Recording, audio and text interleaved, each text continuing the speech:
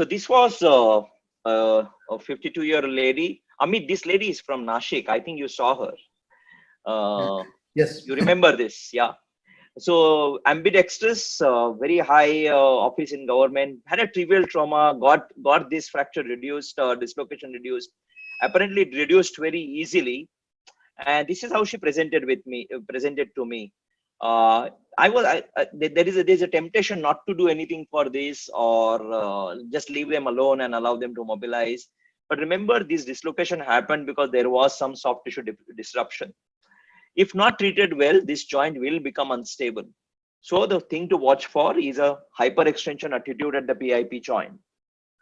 This indicates that the volar restraints have been disrupted, and therefore we need to protect this joint in flexion. At the same time, we want this joint to move. So attitude of flexion is important, movement is important, otherwise it's going to be stiff. So the solution for such issues is what is called as the extension block sprinting. There are various ways of doing an extension block. This way, this method allows the finger to move. At the same time, it offers the extension block. So, and she eventually did very well in this. Now, this is another young boy. Obviously, here the soft tissue disruption has happened with a bone avulsion. You can see there's an avulsion of an extensor tendon on the dorsum and the volar plate. This patient again had a very stable joint and a good range of motion when you present it. So when a person presents with a reduced joint, no hyperextension, and has more than 50% range of movement of the PIP joint, and the joint remains stable through that motion, these are the patients who can be treated conservatively and non-operatively. This patient was simply treated with splinting and was allowed to mobilize. Now, it's very important that you decide who are the right patients for non-operative treatment, because patient must understand your instructions. Patient must understand that they are not supposed to hyperextend passively. They are allowed to move their hands, but not use their hand for all the day-to-day activities. So patients who are reliable, who are likely to follow your instructions well, are very good candidates for non-operative treatment in such conditions. And this child also went on to do very well. Then why do we ever need to fix these fractures? So just look at this. So we have, just ignore the labeling here. This is the proximal phalanx. This is the middle phalanx, and these are the red one is the collateral ligament proper, and the yellow one is the accessory collateral ligament. Now, this is the same layout. This is the proximal phalanx, middle phalanx, and this is a common presentation of a fracture. Now, this type of fracture presently will present only as a sprained finger and gets maltreated. So just look at how do we decide whether to fix or not. Now, you just take out the uninvolved proximal phalanx. Just look at the base of the middle phalanx now. And this is where the fracture has happened. That's your base of the middle phalanx. As you can see, there is about 30 to less than 50% for sure involvement of the articular fragment, and the articular fragments are here. Now, these are the fractures which, when with dislocation, which when reduced, generally remain stable. And why do they remain stable? Because the collateral ligament is attached to the larger fragment here. So the joint is stable. Now, if we simply reduce it and leave it alone, then this volar fragment will still not unite with the middle phalanx, and this creates a potential situation for instability. So how do we make this fragment unite with this? Simply by putting the finger in flexion. So this is the principle of flexion block, or treating this patient in an attitude of flexion. Remember, this fragment is not a flexor tendon avulsion. This is not a FDS avulsion. FDS is attached somewhere here in this area. So these patients are allowed to flex, but not allowed to extend. How will we not allowed to extend them? Either by putting an extension block K-wire, and then they are allowed to flex, or we can simply put a dorsal splint and allow them to flex. In the end, what you get is a finger, which is the joint is is congruous, and the joint may be in the in an attitude of flexion deformity. Flexion deformity is very favorable as far as joint reduction is concerned. Now look at another situation. Same thing, just remove the proximal phalanx out of equation. Just focus on the base of the middle phalanx. And now you can see that this is definitely more than 50%. Now, these are the joints which are, even if you reduce them, they will remain extremely unstable.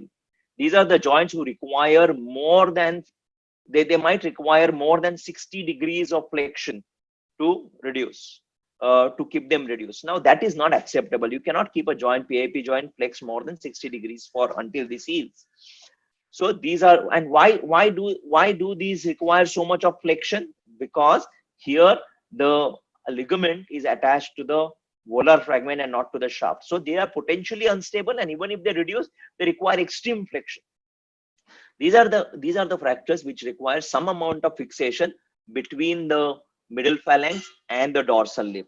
The fixation can be anything. It can be screw, it can be a pull-out suture, it can be an anchor, and this is what is done here. Now, this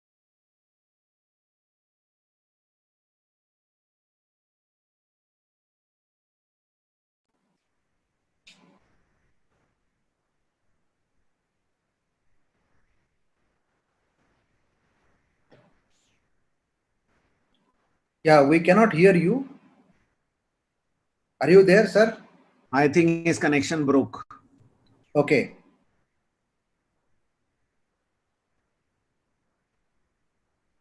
He will get disconnected. So you want to continue? See, he's got disconnected now. So yeah, he's back. Yeah, yeah. So, sorry?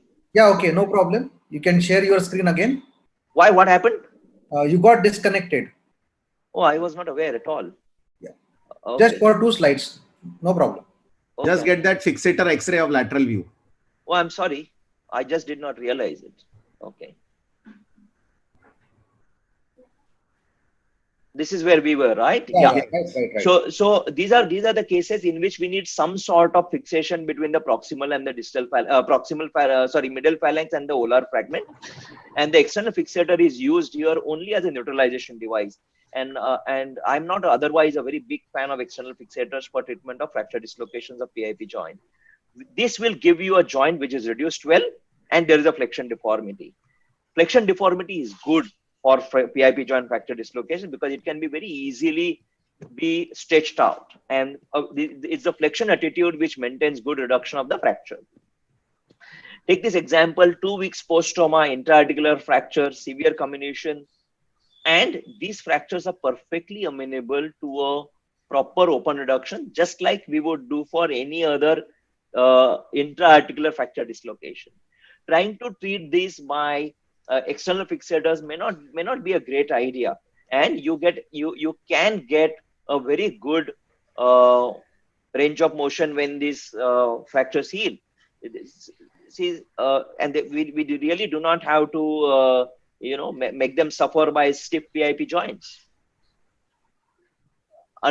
This is another example where there is an articular depression. Now, if you have an articular depression in any other joint in the body, what would you do? You would do open reduction. You'll reduce the articular depression, and you would fill that area with bone graft. That is exactly what was done here. You have an anatomical alignment of the joint and a good reduction of the joint surface, and this is what you get as early as 2 weeks. Occasionally you may have severe comminution in this area, and then this may look like irreducible. But even in these cases, remember, if you have a good articular cartilage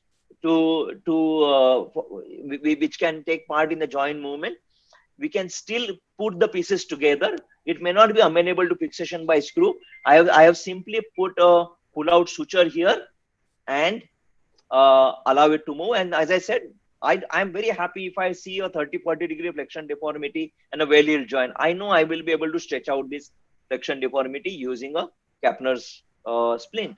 Occasionally, you will have a situation where there is a large part of the volar part is missed, and even in an acute setting like this, you may have one of the two options to be used, what is called as a volar plate arthroplasty, something like this. This was a neglected joint, and this fragment would not have been possible to fix.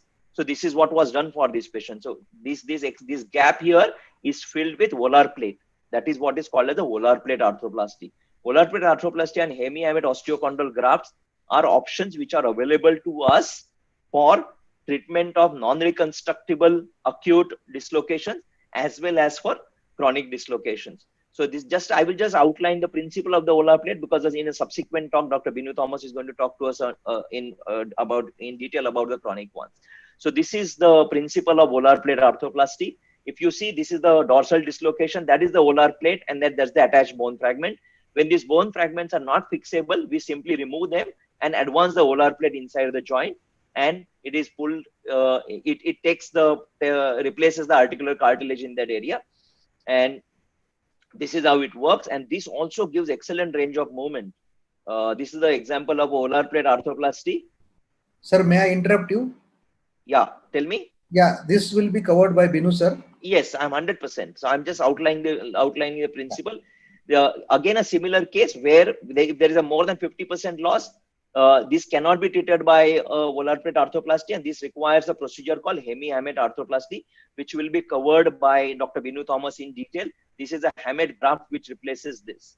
So in short, the principle is, if there is a pure dislocation, please understand there has to be a volar plate injury. If there is a stable fracture pattern, it can be effectively treated with a close reduction. However, the patient has to be very, very reliable in terms of following instructions. If there's an unstable fracture pattern, it needs fixation. If there is a neglected fracture dislocations, you may have to do a volar plate arthroplasty or a hemi-hamate arthroplasty, which Binu will take us through. Thank you very much.